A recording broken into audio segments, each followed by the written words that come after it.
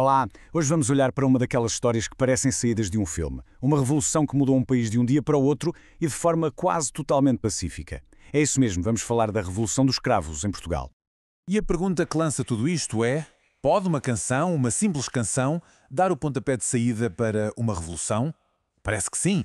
Vamos ver como é que a música se tornou, literalmente, na senha para a liberdade. Imaginem só o cenário. É a noite 24 para 25 de abril de 1964. A tensão está no ar. Por todo o país, há militares agarrados aos seus rádios à espera. E o que eles ouvem não são apenas canções. Não.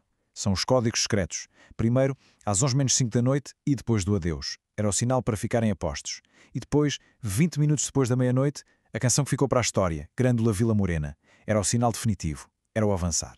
E pronto, as colunas militares começaram a rolar em direção a Lisboa. A revolução estava em marcha. Ok, mas esperem lá. O que é que leva um exército a virar-se contra o seu próprio governo? É uma pergunta fundamental. E para percebermos isso, temos mesmo de dar um passo atrás e ver que regime era este, que Portugal era este. Pois bem, chamava-se Estado Novo. E não era uma ditadura qualquer, atenção. Foi uma das mais longas de toda a Europa Ocidental. Estamos a falar de 48 anos. Começou com Salazar, depois passou para Marçal Caetano, e durante quase meio século este regime controlava absolutamente tudo na vida dos portugueses. E viver sob este regime, bem, era tudo menos fácil. Havia a PIDE, a Polícia Política, que metia medo a toda a gente e garantia que ninguém saísse da linha. Liberdade de imprensa não existia. Partidos políticos, ilegal. Liberdade de expressão, nem pensar. O país vivia isolado, parado no tempo. Mas o maior peso, o que realmente estava a esgotar o país, era outra coisa. Pensem nisto. 47%. Quase metade de todo o dinheiro do país era gasto a lutar em 3 guerras ao mesmo tempo. Em Angola, Guiné-Bissau e Moçambique.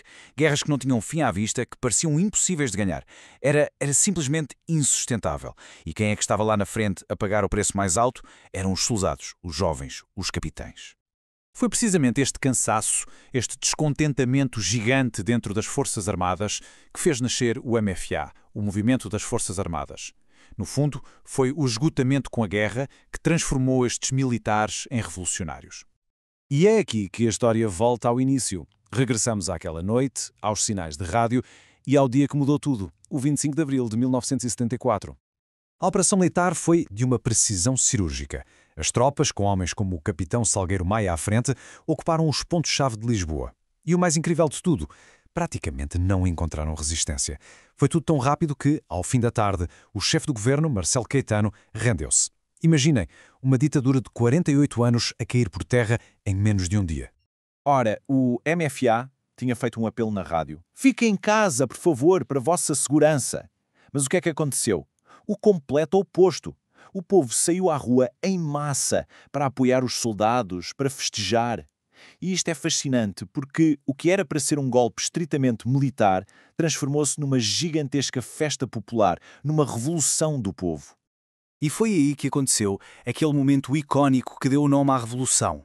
À história de uma florista que começou a dar cravos e as pessoas começaram a pôr as flores nos canos das espingardas dos soldados. É uma imagem poderosíssima, não é? Simboliza na perfeição o espírito daquele dia. Uma revolução feita com flores, não com balas. Pronto, a ditadura caiu. Parecia a parte mais difícil, mas na verdade foi a mais rápida. O desafio a sério vinha agora. E depois? Como é que se constrói uma democracia do zero depois de quase 50 anos sem ela? Esse período que se seguiu ficou conhecido como o PER, o Processo Revolucionário em Curso. E foi uma loucura. Um tempo super caótico, mas ao mesmo tempo muito fértil, cheio de energia.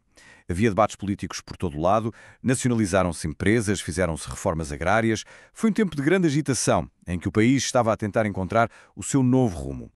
E para as pessoas comuns, as mudanças foram enormes, muito concretas. De um momento para o outro, passou a haver um Serviço Nacional de Saúde para todos.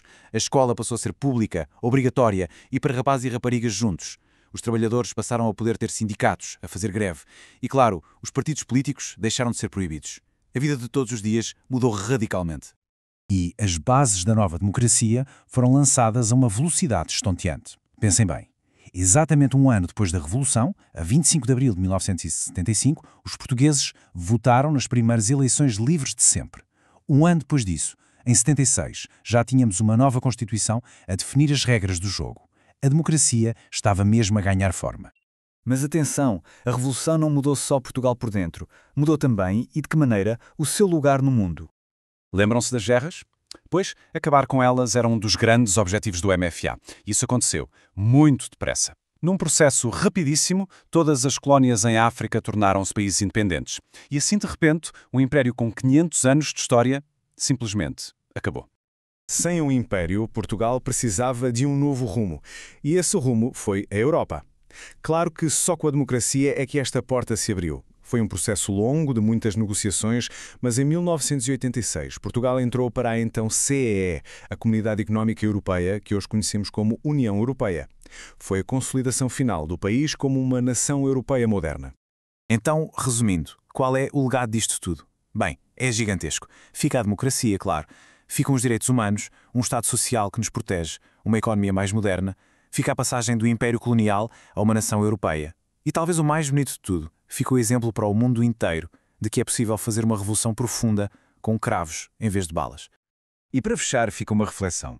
Já passaram 50 anos, mas a liberdade que se ganhou naquele dia não é uma coisa garantida para sempre. Pelo contrário, é algo que se tem de construir e defender todos os dias. E por isso, a pergunta que fica no ar é: o que significa hoje para cada um de nós manter vivo o espírito e os valores de Abril? É uma pergunta que fica para todos. Muito obrigado por terem acompanhado esta viagem.